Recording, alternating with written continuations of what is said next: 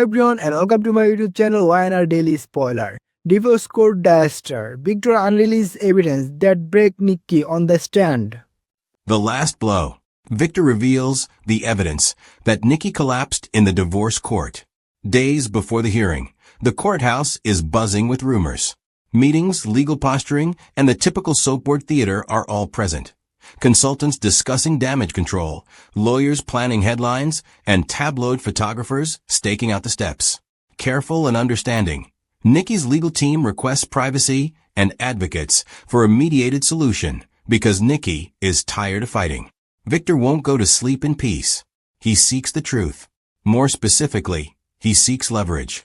A ledger in a locked drawer, a string of wire transfers, or an old photo taken somewhere that shouldn't have been on any family map are just a few of the tiny vignettes that hint at the root of the stress throughout this week. Observers in Genoa City start to believe that the case involves secrets that could reorganize power and inheritances rather than just two people severing their lives. With only partial awareness, Nikki goes about her daily activities, taking a stroll, calling a friend, and spending time in the Newman Garden touching an ancient stone statue and recalling better times. Her hands are the focus of the camera. They appear stable, yet even the most resilient people can be surprised by life. The courtroom scene. The day comes.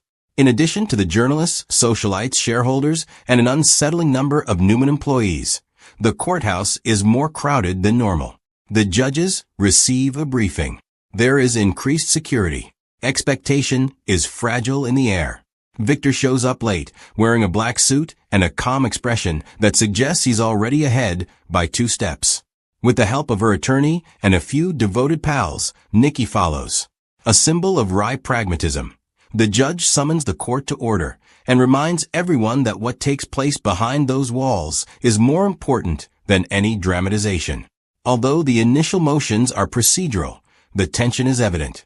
Nikki's attorneys protest when Victor's attorney requests a closed session for some exhibits. Attorneys fight.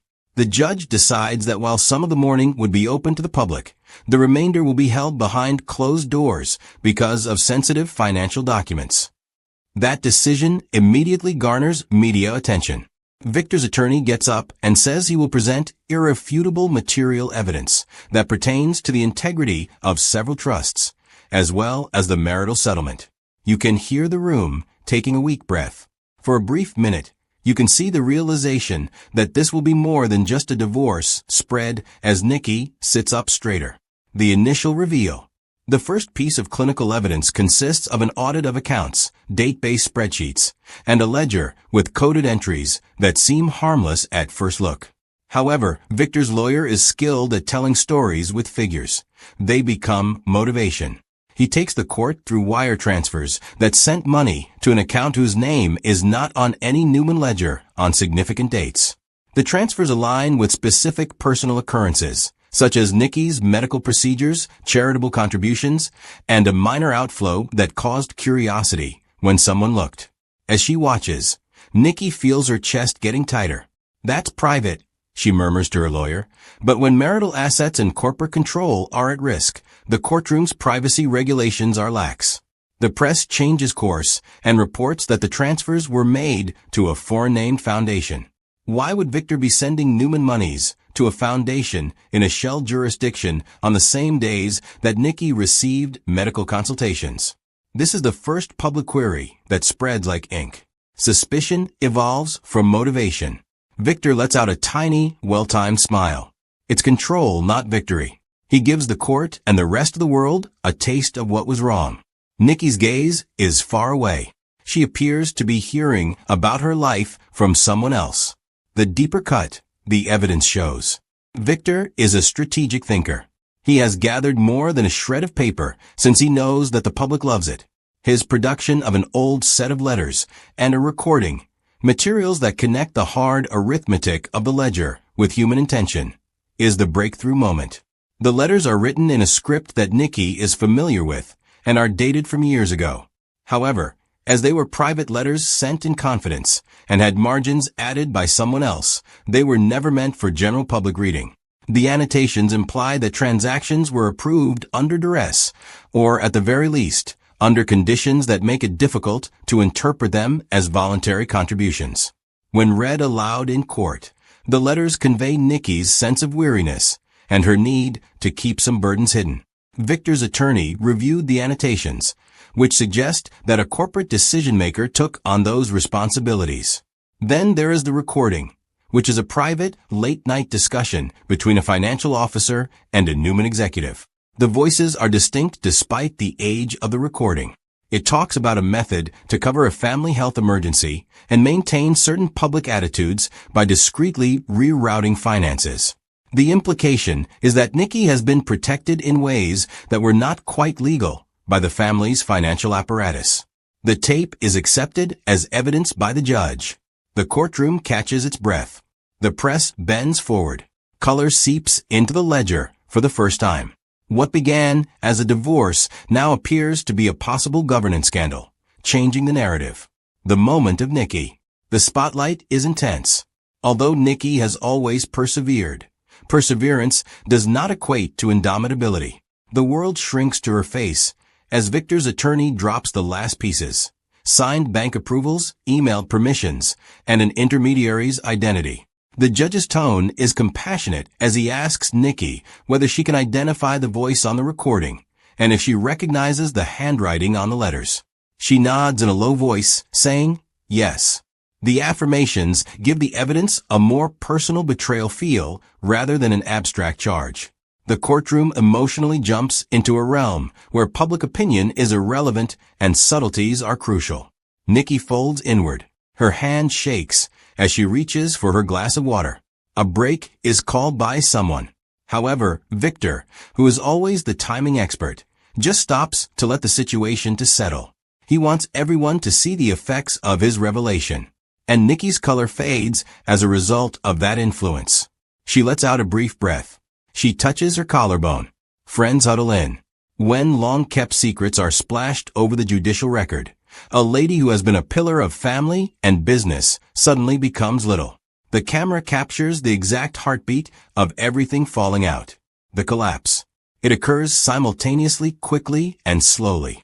Nikki's eyesight becomes blurry, a cinematic effect that the screenplay carefully and sensitively manages. She attempts to answer when people call her name, but the voice gets muffled. A medic is called for. Even when the room devolves into controlled anarchy, the judge raps on the gavel to restore order. Nikki is approached by security first, followed by an orderly and EMTs. Her breakdown is not theatrical, but it is real. A soft fall to the courthouse carpet, a sagging of shoulders that feels heartbreakingly ordinary yet frighteningly fatal. The studio host's looks are exhausted and terrified as the TV feeds cut to commercial. Social media takes off. EMTs at work are captured on camera phones.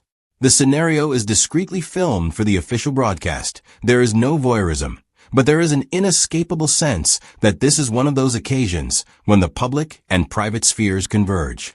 The medical staff operates calmly and efficiently in the emergency room despite the glaring lights and beeping monitors. The diagnosis is a nexus, a combination of acute stress, elevated blood pressure, and an arrhythmia brought on by the emotional shock, rather than a single arrow into the heart. The cameras set up shop outside the hospital entrance like vultures waiting for a morsel, but the doctors say she is stable, but still needs to be watched. The repercussions spark. The consequences are immediate and complex.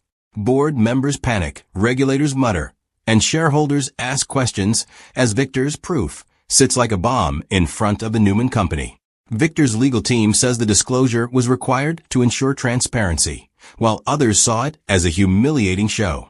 The town is divided by the journalistic narrative. Others portray Victor's actions as appropriate stewardship, a purging of corporate governance, while others demonize him for publicly revealing a defenseless woman.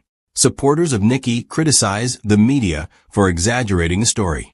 People debate in salons and living rooms whether Victor's revelation was cruel or just. The Newman family breaks up at home. While some silently support Victor's purist claim that no family member should be above corporate prudence, others fiercely support Nikki. Youngsters who used to take their parents' stories for granted are now uneasy after reading the news. Nikki views her stay in the hospital as a period of rest and introspection. She isn't prepared for sacrifice or victory, so she demands a buddy be by her bedside. For the first time in a long time, she must face the ways that the organization she has defended for years has also cost her personally. Moral crossfire and legal maneuvers. The legal theater is back in full force. Although Victor's evidence is accurate, Nikki's attorney contends that it was presented in a way that purposefully put her in risk by making her a public spectacle. They threatened to file a lawsuit for purposeful emotional anguish. In response, Victor's team argues that all the data was legally acquired and that the public has a right to know about any financial irregularities in a publicly traded company that might have an impact on shareholders.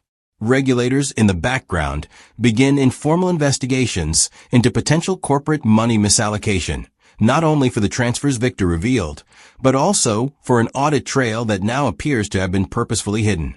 Not only who approved the funds, but also if the process of approval breached fiduciary duties or securities laws. There is pressure on the Newman board. Directors insist on justifications and backup plans. Family Foundation trustees request urgent meetings. The image of a man who publicly exposed his own wife clashes with Victor's image as a titan of industry. The board's choices in the upcoming weeks will impact Genoa City's power dynamics, in addition to Newman stock. Family accounting. There is a real human tale behind the court cases. Relationships in Nikki are put to the test. Some are rekindled, while others fall apart. A major character is Victoria, who is divided between her love for her mother and her filial fidelity to Victor. She spends stormy evenings in the boardroom and lengthy hours beside Nikki's bedside. Her discussions with Victor are fierce yet confidential. They debate strategy, compassion, and the meaning of legacy. Victoria sees costs that go beyond money, but Victor says he did it for the family and the business. In a sequence that combines accusations and entreaties, Nick, feeling upset and defensive, confronts his father. His voice is hoarse with pain as he tells Victor, "You could have handled this differently." Nick departs in rage and resolved to take charge of the story after Victor calmly responds, "You don't understand sacrifice." As the wild card, Phyllis is always being talked about and used as leverage. She crafts a perspective that is shrewd, but not unkind, by using the public's sympathy for Nikki. When Cher arrives, she consoles Nikki and offers harsh criticism of Victor's strategies. Abby, Lauren, and other supporters negotiate the ethical conundrum of private care versus public responsibility. Nikki's breakdown turns into a mirror reflecting the shortcomings of the family. Loyalty that has traditionally been based on reciprocal need and public performance is put to the test. Hearings for the public. Hearings are called by regulators. The SEC-style investigation is a process that will either clear Newman Enterprises of misconduct or reveal more serious misbehavior. It is not melodrama for the sake of theatrics. Subpoenas are issued to witnesses. In a calculated attempt to demonstrate openness, Victor takes the stand. Nikki's team is ready to argue for emotional harm and business carelessness. The lengthy hearings are shown on television in short bursts. They operate like a civic soap opera, with officials requesting records, board members wriggling, and legal counsel intervening with the type of accuracy that comes only from extensive experience. More complexity than anyone anticipated is revealed by the hearings. Unclear permissions during a crisis, gray regions of authorization, and a pattern of hurried judgments that, taken together, appear to be deferred accountability. Slowly, Nikki recovers through it all. She reappears in courtrooms wearing a white blazer, accompanied by a family member's son or daughter. Her presence alters the tone of every hearing, even if she is smaller and less radiant. The cameras automatically soften their angles when she shows up because everyone knows that the narrative is now about human cost as much as corporate governance. Private repercussions and public opinion. Public sympathy lands on Nikki's side for a time. Opinion polls in social media feeds and diner talk segments reveal a town divided. Human dignity is just as important as business governance. Emergency meetings are called by the Newman board. While some investors see an opportunity to rearrange power, others are concerned about market repercussions. Victor's risk is twofold. He has harmed a lady he professes to love and exposed the truth. Additionally, he has paved the way for a reorganization of his empire that may strengthen his hold on power. While some supporters applaud the calculating decision, others fear he has made his family into collateral. For her part, Nikki starts talking openly about the psychological costs of serving as a family's emblem. She is genuine, respectful, and cautious. She tells interviewers that she wants compassion and accountability, not sympathy. Not everyone finds her tone to be helpful in softening their feelings toward Victor. In the court of public opinion, the conflict between cruelty and accountability has not been settled. The settlement and the injuries. Negotiations converge on a settlement in the ensuing weeks. In order to ensure stability, Victor agrees to some supervision measures when shareholders and trustees demand corporate reforms.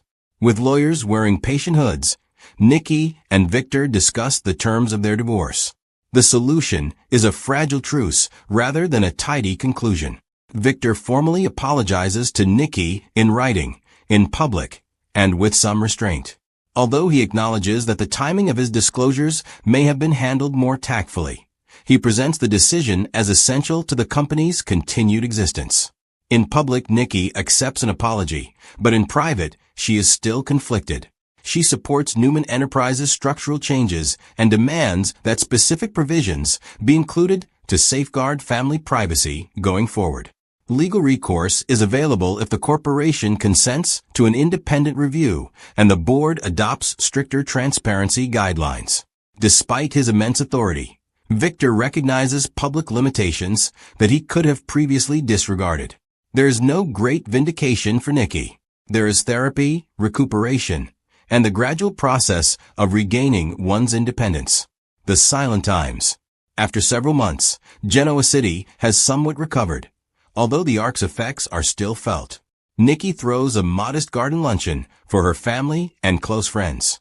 It is gentle and modest. She smiles more easily now, but her eyes retain the memory of the collapse, a cautionary mark. Newman Enterprises is still managed by Victor, albeit with additional supervision. He moves more calculatingly and with less swagger around the corridors. He has prevailed in a costly struggle. He is introspective in ways that are rarely displayed. He is not victorious. The family has altered, even though Victoria and Nick work out some of their problems with him. Relationships change. They are not always restored, but they might become more stable after being put to the test. Phyllis and Nikki discuss secrets, power, and the morality of disclosure in a challenging and emotional exchange. Despite their incomplete reconciliation, there is at least mutual understanding. Nikki sits on a bench in the Newman garden after sunset, her fingers following the stone statue she touched earlier in the ark, in the brief closing shot. The purpose of the camera's lingering is seriousness, not sensationalism. Nikki's fall and recovery serve as a lesson on the human cost of power and the precarious equilibrium between public responsibility and private care in a town of reinventions. Future steps. A fresh investigative plotline that raises the possibility of more destabilization is when a board member surreptitiously gives a journalist access to an old account, implying that the audit only touched the surface. Both admirers and opportunists are drawn to Nikki's consideration of an advocacy role for patient privacy and family protections in business governance. An old rival approaches Victor and offers a merger with conditions attached. This plot determines whether the new oversight will be maintained or taken advantage of. In order to examine how the city takes care of its elderly and the costs associated with being a public person, Nikki's health becomes a recurrent narrative thread, not for dramatic